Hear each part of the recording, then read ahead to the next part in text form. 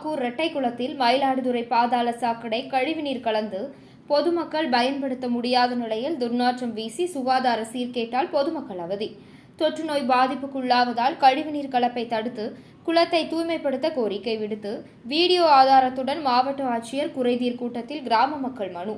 மயிலாடுதுறை மாவட்டம் மயிலாடுதுறை அருகே ஆக்கூர் கிராமம் பெருமாள் கோவில் தெரு அருகே 2 குளங்கள் அமைந்துள்ளது. இரட்டை குளம் என்று அழைக்கப்படும் இக்குளங்களில் மயிலாடுதுறை பாதாள சாக்கடை கழிவுநீர் கலந்து சுகாதார சீர்கேடு ஏற்பட்டுள்ளது. ஆறுபாதி சத்தியவான் வாய்க்காலில் திறந்துவிடப்பட்ட மயிலாடுதுறை நகராட்சி பாதாள சாக்கடை கழிவுநீர் 15 கிலோமீட்டர் தூரத்தில் உள்ள இரட்டை குளங்களில் கலந்து பொதுமக்கள் பயன்படுத்த முடியாத நிலையில் பயனற்று கிடக்கிறது.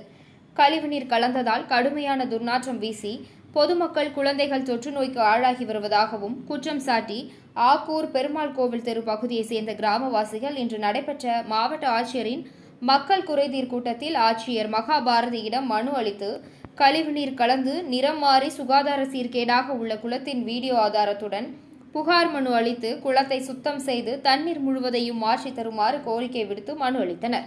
பெரியவர் முதல் சிறியவர் வரை பலர் நோய் வாய்ப்புள்ளதாகவும் குளத்தின் ஒரு பகுதியில் மாலை 5 மணி முதல் இரவு 11 மணி வரை மது அருந்தும் கூடாரமாக மாறியுள்ளதால் மக்கள் வீட்டை விட்டு வெளியே வர முடியாமல் அச்சத்துடன் வாழ்ந்து வருவதாகவும் போர்க்கால அடிப்படையில் நடவடிக்கை எடுக்க கோரியும் கோரிக்கை விடுத்துள்ளனர். மாவட்டம் ஆக்கூர் ஊராட்சியிலேருந்து வந்திருக்கோம் சார். எங்க ஊராட்சியில ஆக்கூர் ஊராட்சி பெருமாள் கோயில் தெருவுலேருந்து வந்திருக்கோம். எங்க தெருவுல 2 குளம் இருக்குது, 4 கோயில் இருக்குது. அந்த குளத்துல மயிலாடுதுறையில இருந்து வர கழிவு நீர் இருக்கு இல்லைங்களா, சாக்கடை நீர் இல்ல கழிவு நீர்.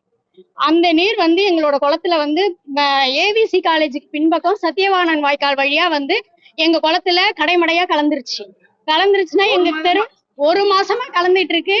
25 குடும்பம் நாங்க வசிச்சுக்கிட்டு இருக்கோம் எங்க தெருவுல. அதுல குழந்தைங்க நிறைய இருக்காங்க. எங்க தெருவுல கவர்மெண்ட் ஹாஸ்டல் இருக்கு, கவர்மெண்ட் ஸ்கூல் இருக்கு, இத்தனையும் இருக்கு. ஆனா ஒரு நடவடிக்கையும் இது வரைக்கும் எடுக்கல. எங்க பஞ்சாயத்து போர்டுல இருந்து மருந்து போட்டுட்டு போறாங்க அந்த நாத்தத்துக்கு.